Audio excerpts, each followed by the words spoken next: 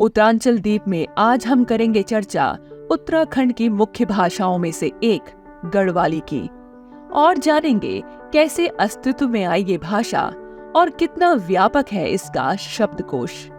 इसके अलावा कुछ अन्य दिलचस्प पहलू भी हैं इस भाषा के।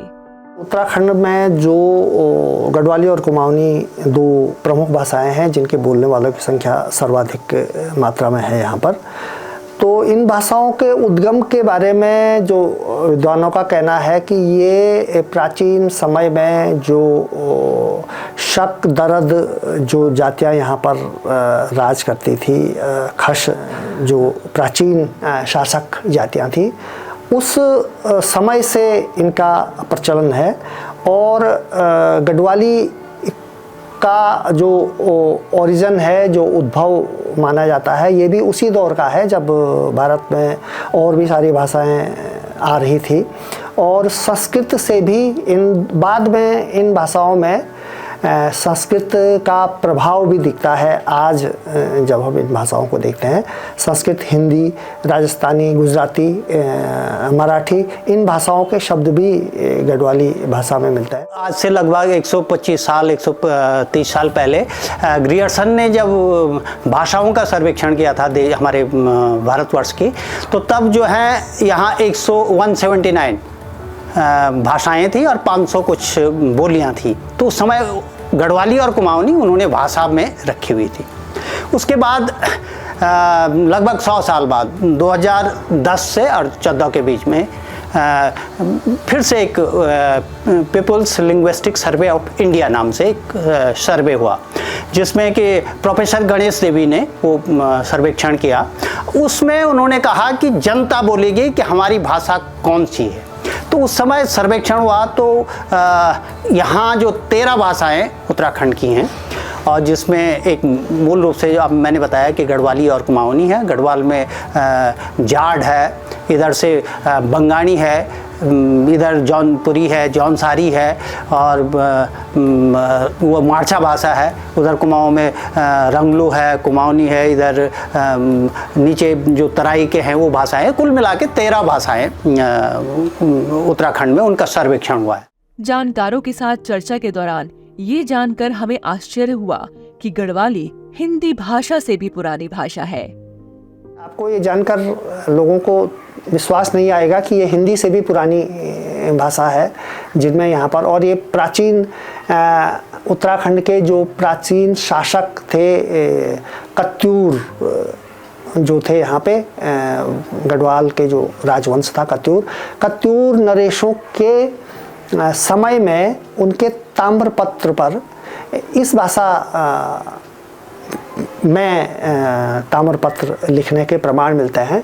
उसके बाद इनके शिलालेखों में, राजपत्रों में, आदेशों में गढ़वाली भाषा और कुमाऊनी भाषा, जो चंद नरेश है वहाँ पे, चंद राजाओं की जो भाषा थी, ये कुमाऊनी थी। और उसके बाद के शासकों ने भी समय समय पर गढ़वाली यहाँ की राजभाषा थी। 7वीं 8वीं 9वीं सदी से लेकर के और जो आज़ादी तक जो राजकाज की भाषा रही। संस्कृत भाषा का प्रभाव है। गढ़वाली में बहुत सारे ऐसे शब्द हैं जो संस्कृत भाषा से आए हैं। तो जैसे हमारा द्यो है, बिट है, बहुत लंबी सूची है जो संस्कृत भाषा से गढ़वाली में। इसीलिए हम कहते हैं कि गढ़वाली क्या हिंदी से भी ज़्यादा पुरानी है। और इसके साथ साथ हमारे यहाँ जो ल ध्वनि है, कहते हैं कि ये जो ल ध्वनि है ये भी वैदिक ध्वनि मानी जाती है। और इस ध्वनि का इतना महत्व है गढ़वाली में कि आप अगर इसका सही उच्चारण नहीं कर रहे तो अर्थ का अनर्थ हो जाता है। जैसे ल और ला, तो जैसे आपने बोल दिया खाल, तो ये तो हो गया खाल, स्किन। और अगर आप बोल रहे खाव, तो ये हो गया पानी का तालाब। हाँ, इसी तरह से आप जैसे कह रहे हैं कि खल्योण, बर्तन खाली करना, ठीक है। खल्योण आप कह रहे हैं, ल का उच्चारण आ रहा है, जो तालाब में पानी है उसको आप उलीच रहे हैं, खल्योण। तो इस तरह के और भी बहुत सारे शब्द हैं। जैसे है घोल, तो घोल तो हो गया चिड़िया का घोंसला। और घोल जैसे रंग पानी में घोल दे या चीनी घोल दे, तो ये ऐसे भी बहुत सारे शब्द हैं। तो ये संस्कृत का प्रभाव है। और ये मैंने दो इन शब्दों की बात की। द्यो बहुत ज़्यादा बहुतायत से प्रयोग होता है, विट शब्द है, भुर्त्या शब्द है, तो ये बहुत सारे शब्द हैं जो गढ़वाली में बोले जाते हैं, तो सीधा सीधा संस्कृत का प्रभाव है। हमारी गढ़वाली राजभाषा रही है, पवार वंश की भाषा है। 1455 में जो है जो सहजपाल का देवप्रयाग में जो शिलालेख है वो सबसे पहला गढ़वाली में जो हमारा शिलालेख मिला है वो मिला है देवप्रयाग में सहजपाल का, वो कि अजयपाल से भी पहले, मानी जब गढ़वाली इसके लिए प्रयुक्त नहीं किया जाता था, यानी कि गढ़वाली शब्द तब तक प्रयुक्त नहीं होता था।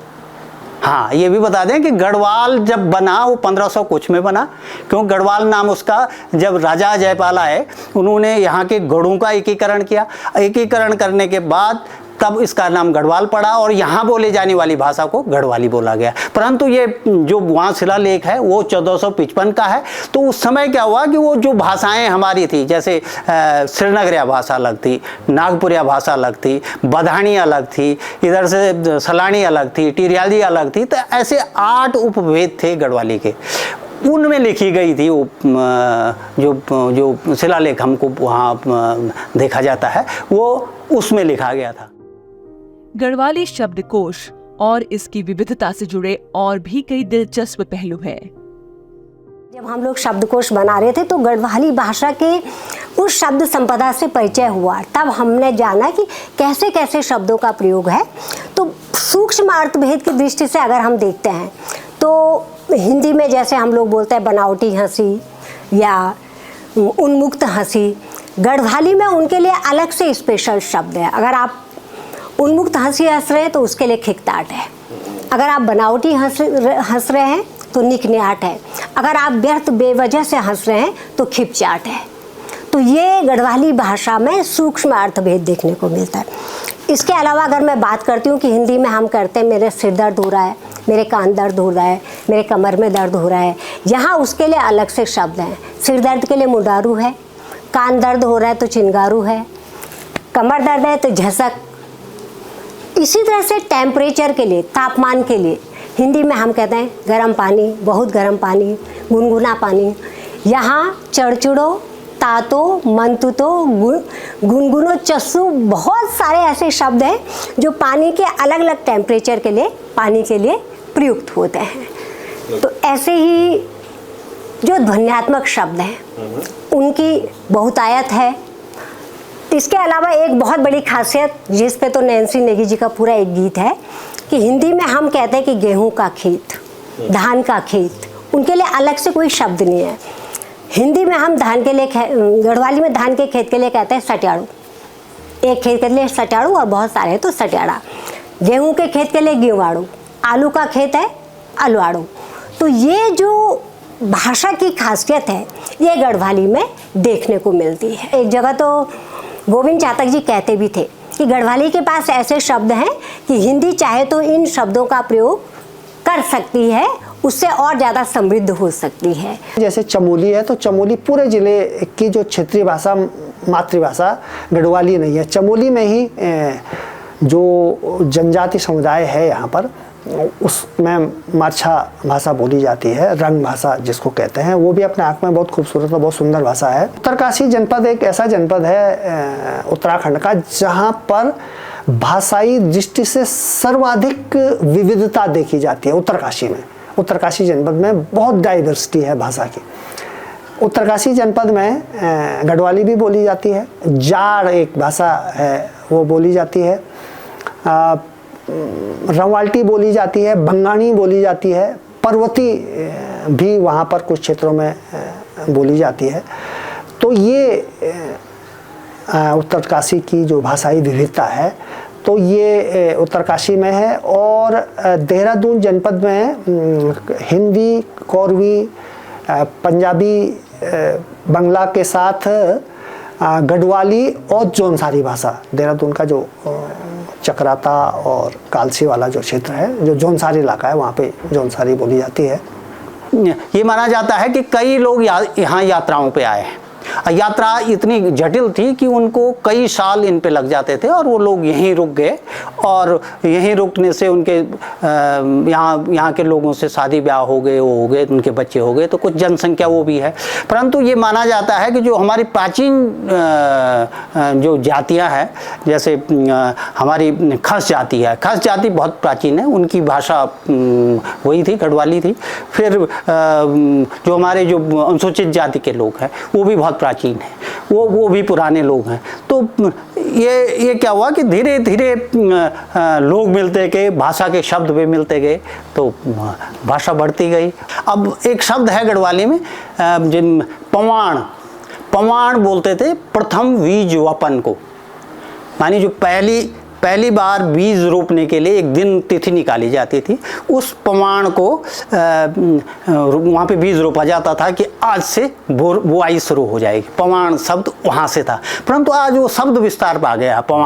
पवाण को अब किसी की चीज़ के लिए, शुभारंभ के लिए पवाण बोला जाता है कि भाई कहीं पे कोई कार्यशाला हो रही है तो भाई आज इस कार्यशाला में पवाण लग गई, मानी वो शुरुआत, तो इसको बोलते हैं शब्द विस्तार। तो ये शब्द अपना विस्तार कर गया। ऐसे ही कई शब्द हैं, तो कई शब्द ऐसे हैं जैसे ज्ञान विज्ञान के शब्द हैं, कैलकुलेटर है, रेडियो है, टेलीविज़न है, इसकी शब्दावली न तो हिंदी में है और न हमारी आंचलिक भाषाएं हैं जो मातृभाषाएं हैं गढ़वाली कुमाऊनी, उनमें भी नहीं होती। ज्ञान विज्ञान की भाषाएं उसी को ग्रहण कर लेती हैं जो इंग्लिश में है या स्पेनिश में है या फ्रेंच में है, जो शब्द जहाँ से आया है हम उसको एज इट इज़ ले लेते हैं। और गढ़वाली कुमाऊनी में भी वही कर रहे हैं, हम उसी को ले रहे हैं। कैलकुलेटर को कैलकुलेटर ही लिखते हैं, टेलीविज़न को टेलीविज़न लिखते हैं। तो ज्ञान विज्ञान में सभी की कमी होती है। थोड़ा सा हमारे यहाँ गढ़वाली में अलग चीज़ें हैं, थोड़ा सा समृद्ध किस लिए है, जैसे हमारे यहाँ घ्राण बोधक सूंघने के लिए जो कई शब्द होते हैं ना, तो वो लगभग 100 से ज़्यादा है, जबकि हिंदी में कुछ नहीं है इनका 100 से ज़्यादा। वैसे कुतराण का मतलब है कपड़े जलने की गंध, खिगराण तो मिर्च की गंध, गुवाण वो मल की गंध, वो तेलाण तेल की गंध, अलग अलग शब्द हैं, लगभग 100 अलग अलग हैं, जबकि हिंदी में नहीं है। वहाँ तेल की गंध बोला जाएगा या मल की गंध बोला जाएगा, वहाँ मिर्च की गंध बोला जाएगा। ये चीज़ें हैं। जैसे स्वाद बोधक हैं, स्वाद बोधक भी ज़्यादा हैं, लगभग इतने ही हमारे पास 70-80 जो हैं ध्वन्यर्थक शब्द हैं। ध्वन्यर्थक माने जैसे पिपड़ाट का मतलब यह है जहाँ पत्ते हों वहाँ पिपड़ाट हो जाएगा। ये हिंदी में नहीं है, किसी दुनिया की किसी भाषा में नहीं। ये चीज़ें हमारी जो समृद्ध हैं, जो अलग चीज़ें हैं, ध्वन्यर्थक हो गए, हमारे घ्राण बोधक हो गए, स्पर्श बोधक हो गए, ये चीज़ें इन चीज़ों में समृद्ध है। हमारी गढ़वाली कुमाऊनी भाषा इनके लिए समृद्ध है।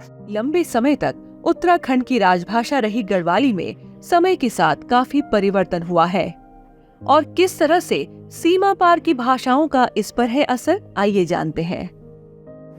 जो सीमावर्ती क्षेत्र होता है, आपस में वो एक दूसरे से हर दृष्टि से उनमें प्रभाव आ जाते हैं। जैसे उत्तरकाशी का जो नेपाल से मिला हुआ क्षेत्र है, उत्तरकाशी और चंपावत का, तो वहाँ की कुमाऊनी में नेपाली का प्रभाव स्पष्ट दिखता है। वो एक सामान्य सी बात है। इसको गढ़वाली में और कुमाऊनी में ऐसे क्षेत्र को दुसान बोलते हैं, दुसान सीमावर्ती क्षेत्र। तो दुसान में चाहे वो गीत हो, संगीत हो, संस्कृति हो, कला हो, नृत्य हो, गीत हो, इनमें एक उस भाषा के प्रभाव दिखते हैं, उस कल्चर का प्रभाव दिखता है। इसी तरह जैसे उत्तरकाशी का जो जौनसार का जो इलाका है, जो हिमाचल से मिलता है, तो जौनसारी में हिमाचली भाषा, जौनसारी, बंगाणी और रवाल्टी में हिमाचली भाषा के प्रभाव स्पष्ट दिखते हैं। पुरानी जो गढ़वाली और कुमाऊनी थी वो काफ़ी उसमें काफ़ी क्षेत्रीयता थी, और आज की दृष्टि से अगर देखें तो उसमें जटिलता और कठिनाई आज के बोलने वालों, आज जो गढ़वाली कुमाऊनी बोल रहे हैं या समझते हैं, हम ही लोग अगर पुरानी गढ़वाली सुनते हैं कहीं से, जो कि गीतों में, जागरों में हमको कई बार सुनने को, पढ़ने को मिलती है, तो उसकी शब्दावली बहुत मुश्किल से समझ में आती है। लेकिन जो आज जो गढ़वाली और कुमाऊनी का स्वरूप है वो काफ़ी नया स्वरूप है। अब इसको विकसित कहें या नया कहें, लेकिन इसमें नए भाषाओं के शब्द भी घुल मिल गए हैं काफ़ी मात्रा में, खासकर हिंदी के, उर्दू फारसी के, और भी बहुत सारे शब्द आ गए। संस्कृत के तो शब्द पहले से ही हैं। मुख्य तो हम देख रहे हैं कि गढ़वाली, कुमाऊनी और जौनसारी हैं। उसके साथ जो जिक्र कामती उड़ियाली, उसमें 13 भाषाओं का जिक्र आया, उस पर उसके शब्द भी उसमें बहुत ज़्यादा दिए गए हैं। और जो गढ़वाली है उसकी अलग अलग विद्वानों ने अलग अलग, जैसे टिरियाली है, नागपुरिया है, ये भाषाओं का विभाजन किया है।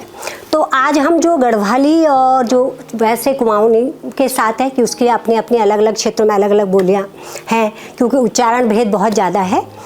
तो जैसे हम आपने कि प्रभाव कैसे पड़ा है, तो जब आज हम गढ़वाली की मैं बात करूं, लेखन कार्य कर रहे हैं, तो हम क्या करते हैं कि जो हमारी बधानी है, जो नागपुरिया है, या जो पैनखंडा साइड की भाषा है, इनके शब्दों को भी हम ले रहे हैं।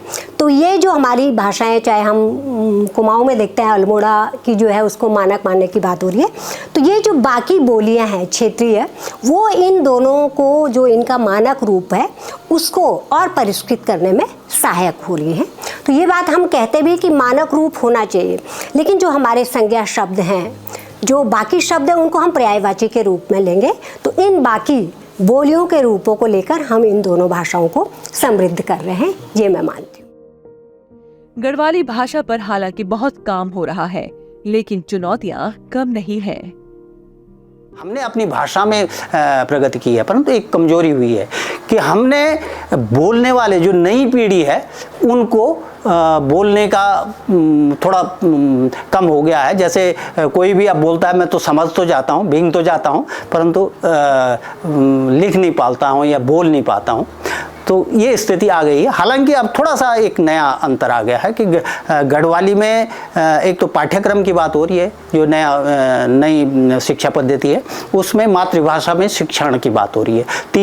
कक्षा 3 से और कक्षा 8 तक मातृभाषा में शिक्षण। तो मातृभाषा शिक्षण का मतलब ये नहीं है कि वो पूरी भाषा कक्षा 3 से 8 तक मातृभाषा में ही पढ़ाई होगी, ऐसा नहीं है। मातृभाषा के शब्दों का प्रयोग होगा उसमें। जैसे अब अ से अमरूद, तो ठीक है अमरूद यहाँ होता है, या ई से ईख नहीं होता है, तो वहाँ दूसरी चीज़ हमारी जो होंगी। इनका बोलने का मतलब है हमारे जो शब्दावली है वो स्थानीय होगी, आंचलिक होगी और यहाँ की होगी। अब लोक सेवा आयोग में या अधीनस्थ कर्मचारी चयन आयोग में हमारे कुछ प्रश्न, लगभग 10% प्रश्न हमारी भाषाओं पर आ रहे हैं। तो उससे क्या है कि जो इन भाषाओं को नहीं जानते हैं वो भी अब उनको पढ़ने लग गए हैं। ये यूनेस्को ने कुछ समय पहले अपना एक सर्वेक्षण प्रकाशित किया है। इसमें उत्तराखंड की सारी भाषाओं को, मातृभाषा या जो क्षेत्रीय भाषा यहाँ की, इन सभी भाषाओं को संकटग्रस्त भाषा के रूप में चिन्हित किया है। और संकटग्रस्त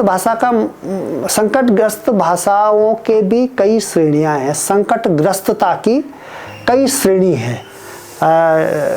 जैसे नंबर 1 जो श्रेणी है, जो इनको सर्वाधिक संकटग्रस्त भाषा की श्रेणी में यहाँ की 2-3 भाषाएं हैं। जैसे वनराजी की भाषा, ये इनको यूनेस्को ने सर्वाधिक संकटग्रस्त श्रेणी में रखा गया है, क्योंकि ये भाषा, इसके बोलने वालों की संख्या आज वनराजियों की कुल संख्या ही 1000 से कम है आज की तिथि में, और इनके बोलने वालों की संख्या भी बहुत ही कम है। एक गणना अभी कुछ समय पहले एक आंकड़ा पढ़ रहा था मैं कहीं, अभी फाइनल कुछ इस तरह का आंकड़ा तो नहीं है, लेकिन 300-400 लोग आज की डेट में, लगभग इतने लोग इसको बोलने वाले हैं।